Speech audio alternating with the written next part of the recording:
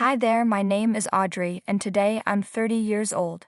I have a story to share about how I became a millionaire thanks to two greedy people. Let's just say karma always catches up to those who do wrong. I first met my husband Gavin during a work trip organized by our office. We were both heads of different departments in the company, but had never met before. On the trip, there were various activities including games and sports. I got hurt during a volleyball game and sprained my ankle. Gavin quickly helped me and carried me to the infirmary to get first aid. I thought he was very kind and wanted to get to know him better. When we got back from the trip, I reached out to him and asked if he'd like to go out for coffee. He agreed right away, and we set a date to meet at a local cafe.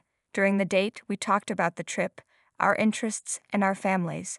I realized that Gavin and I had similar tastes in sports, TV shows, and hobbies. Gavin told me he was very close to his mother, Meg, and visited her at least twice a week. He said, I've always been really close to my mother. We make it a point to see each other at least twice a week. I replied, that's sweet. I'm glad you have a good relationship with her. What about your father? Gavin's face changed and he said, well, he left us a few years ago, and we don't have much contact. I asked, is everything okay between you two? It's complicated, Audrey. Let's just say it didn't work out. What do you mean? He's your father, not your boyfriend. Yeah, but he wasn't very helpful, so my mom and I left. Not helpful how? Financially or emotionally? You know what, we have a lot of other things to talk about. Can we please move on? Oh, of course. I'm sorry. I didn't mean to pry. I just wanted to get to know you better. We can talk about something else. I didn't think much about it and figured it was just a sensitive topic for Gavin. I was sure he'd open up more as we got closer. After that day, we met up a few more times over the next few weeks, and even at work, I started having lunch with him daily. In a few months, we became very close and things got serious. I knew his birthday was coming up, so I decided to plan a surprise party for him. I got our friends to help with the planning and guest list. Since I knew how close Gavin was to Meg, I thought it made sense to invite her to the party too. I wasn't sure about inviting his father, so I decided not to, as I didn't want anything to ruin Gavin's birthday. The day of the party arrived, and I finished decorating and setting up Gavin's apartment, then got the cake and food ready. Guests started arriving, and everyone was excited for Gavin to come. Just before Gavin was supposed to arrive, a middle-aged woman walked to the door. She was dressed in a fancy green evening gown and had a branded handbag. I walked over to her and introduced myself. Hello, I'm Audrey. You must be one of Gavin's close relatives. It's nice to meet you. How do you know Gavin? Oh, finally someone with some manners. I'm Meg, Gavin's mother, and yes, I'm the most important guest here. He's my son, you know. Of course, Meg. I didn't mean to offend you. Gavin talks so fondly about you. Please come in and make yourself comfortable. Well, I should hope so. I practically raised him all by myself. I hope you've done a decent job planning this party. I've put in a lot of effort, and our friends have been a great help too. I hope you enjoy it. We'll see about that. Just make sure you don't get in the way of my time with Gavin. He's my boy after all. Of course, I wouldn't want to come between you two. Gavin cherishes his relationship with you, and I respect that. However, Meg didn't seem impressed by anything I did. She loudly criticized the decorations and even started insulting the other guests at the party. I didn't react to any of Meg's actions and kept being polite, hoping she would eventually like me. Soon, I heard Gavin's car approaching, so I went outside to greet him. The surprise party went well, and Gavin was thrilled with the effort I had put in. We cut the cake and gave him our presents.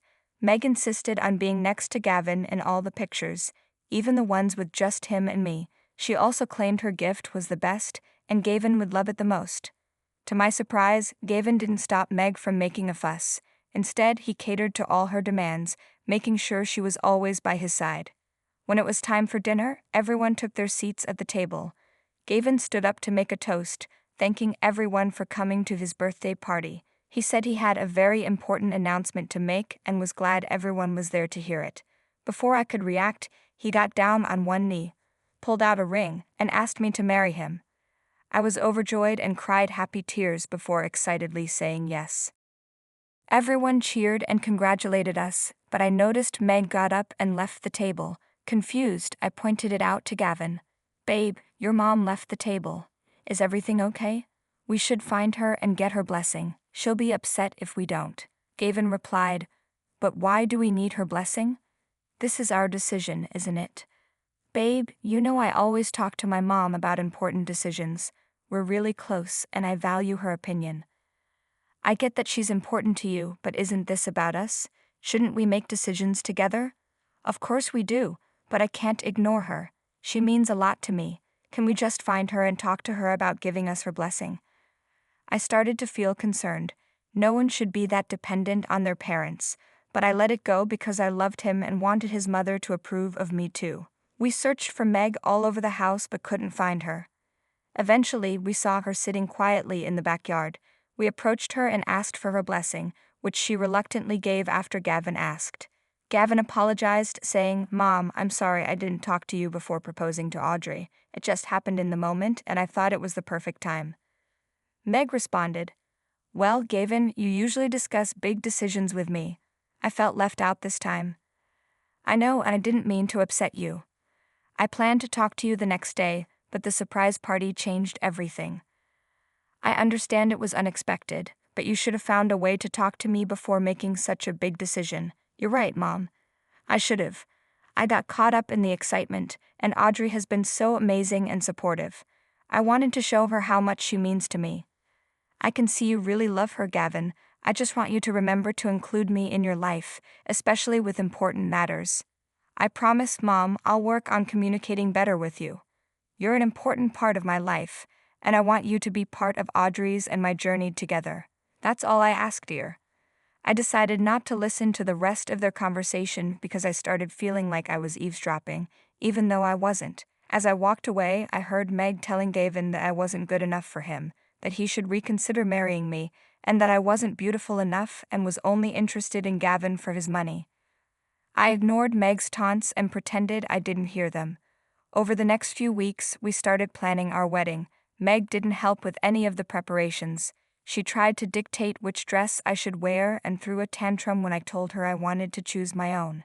She also met with me a few times to tell me that I should pay more than half of the wedding expenses, saying I was lucky to be marrying Gavin and needed to contribute. I didn't take these incidents to heart, thinking she would warm up to me once we were married. Finally, after weeks of planning, my wedding day arrived. I was in my dressing room, surrounded by my bridesmaids and my mother, getting ready. Everyone told me how beautiful I looked in my flowing white dress. Then I heard a knock at the door and saw Meg walk in. To my shock, she was wearing a white wedding dress. Why are you wearing a wedding dress? I asked. Today is my son's wedding day, and it's more important to me than anything else, Meg replied. I chose to wear this dress to highlight my significance as the mother of the groom. I understand it's an important day for you, but isn't it customary for the bride to wear white? It might take away from Audrey's moment, my mother pointed out. Well, that's not my concern, Meg said. Gavin is my only son, and I deserve attention on this occasion too. Of course, Meg, my mother said, but today is primarily about Audrey and Gavin's love and commitment. It's their special day. I know that, but I'm just making a statement. My presence here matters as much as anyone else's, Meg insisted. I was furious but decided not to cause a scene and ruin the day. The rest of the ceremony went well. We exchanged vows and rings, and it was emotional for both of us since we had been waiting for this day for a long time. During the wedding planning, I had asked Gavin to handle the guest list. I noticed he hadn't included his father and asked if he was sure about that decision. Gavin said his father had abandoned them and had no place at such an important celebration. I wanted to change his mind but decided to drop the subject, not wanting to upset him. The months after our wedding were blissful. We spent every moment together and started planning to buy our own house. Gavin and I had always wanted to live together, but decided to get married first before making such a decision. We began house hunting, spending a few hours every day looking for our dream home. One day, Gavin called me at work. Hey babe, I'm sorry, but an important meeting has come up. I won't be able to go house hunting with you today. No worries, darling, it happens. Don't stress about it. I can handle it on my own. Oh, thanks for understanding. I'll make it up to you, I promise. You better. Just focus on your meeting and we'll catch up later. Love you. Love you too, babe. After work, I got into my car and drove to the location of the property. I saw that the house was on the 10th floor of a building still under construction. When I arrived, I met with the realtor, who informed me that another guest had arrived under our name to look at the property. Knowing Gavin was busy, I was confused about who this person could be. To my shock, I saw my mother-in-law, Meg, waiting impatiently at the door. I asked her why she had come to see the property. She said she wanted to make sure the house was good enough for her son and that it had a place for her to stay when she visits. I didn't want Meg involved, but I let her join me to avoid making Gavin angry. We began the tour, and Meg didn't stop criticizing the building and saying the house wasn't up to her standards. By the end of the tour, I was very frustrated and wanted to leave as quickly as possible. The realtor stepped away to take a call and told us he'd show us the rest of the property when he returned. He also warned us to be careful, as the house was still under construction and could be dangerous. I started walking around and noticed an unfinished staircase outside the house. Suddenly, I felt someone kick my right leg. I lost my balance and fell down the stairs. I couldn't move and felt bruises on my arms and head. I looked up to see Meg smiling in victory before she quickly turned and left. I was in shock, unable to understand what had just happened, and I couldn't move for a few minutes. Eventually, I found my phone in my pocket and called an ambulance. As I was taken to the hospital, I couldn't stop thinking about how Meg had tried to push me down the stairs to injure me. I had been nothing but kind to her, and her behavior left me both sad and angry. At the hospital, I underwent first aid and several scans. I tried calling Gavin multiple times, but he didn't pick up. The medication made me drowsy, and I eventually fell asleep. The next morning, I tried calling him again. This time he answered, but his reaction was far from what I expected. Instead of concern, he sounded angry and accused me of lying. "I can't believe you're lying about this, Audrey," Gavin snapped. "You expect me to believe my own mother pushed you down the stairs?" "Gavin, I'm not lying. Meg kicked me and I fell. She deliberately hurt me," I pleaded. "You're just trying to cover up your actions. My mother said you were being aggressive. She would never hurt you for no reason," he retorted. "I can't believe you're taking her word over mine. She's been manipulating you, Gavin," I cried. "Stop it. She would never lie to me. She's my mother. I thought you loved me and trusted me. But now I need to be with her. She's in shock because of what you did," he said coldly. "You're choosing her over me, Gavin? After everything we've been through?" I asked, heartbroken. "You brought this on yourself, Audrey. Maybe you deserve this for what you did," he replied. I couldn't believe what I was hearing. I began to cry and ended the call, overwhelmed with grief and disbelief. For the next 2 days, I was in shock. My injuries started to heal, and my parents visited, shocked at Gavin's reaction. My father suggested I look into Gavin's father, suspecting there was more to the story. Taking his advice, I hired a private investigator and contacted Gavin's father, Neil. At first, Neil was confused about who I was, but he soon understood the situation. I divorced Meg and left because she and Gavin were using me for my money. Gavin tried to steal from me by transferring my company into his name, Neil revealed. "Oh my goodness, I had no idea. That's terrible," I exclaimed. "Yes, it was a tough decision, but I couldn't let them take advantage of me any longer." "I want you to know that they're never up to any good," Neil warned. "Thank you, Neil. I believe you and I appreciate your help," I said. "I'm glad you do. I have a plan to handle this situation. I need you to get Gavin and Meg to visit you at the hospital tomorrow morning," Neil explained. "Why do you want them to come here?" I asked, feeling uneasy. "I need to confront them about their actions and protect you from further harm. It's time they face the consequences," Neil said firmly. Despite my fear and reluctance to see either Meg or Gavin, I knew I had to trust Neil if I wanted justice. I called Gavin and told him I had a special gift for him and Meg to apologize. I mentioned it was expensive and that I wanted to make sure they received it. Hearing the word expensive, Gavin and Meg readily agreed to visit the hospital. The next morning, Neil arrived at the hospital with flowers. I thanked him for his help. Just as we finished our conversation, Gavin and Meg walked in. They froze in shock, staring at Neil. "Neil, what's this about? Why are you here?" Gavin demanded. "I couldn't stand by and watch you and Meg manipulate Audrey any longer," Neil replied. "Manipulate? We didn't do anything wrong. She's the one causing trouble, Meg protested. That's not true. Audrey has been through a lot because of both of you. It's time to end this charade, Neil said. Dad, you're ruining everything. Audrey and I love each other, Gavin argued. I divorced your mother because of your actions, Gavin. You tried to take advantage of me and my company.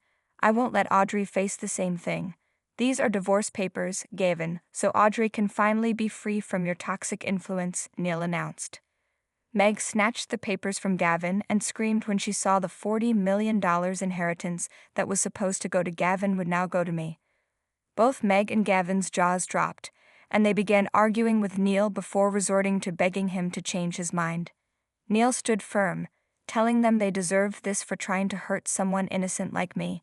He then called hospital security to remove them from the room, and they were dragged out. I had gone through hell, but finally I got my revenge. Afterward, I maintained a good friendship with Neil, grateful for his help in ending the nightmare.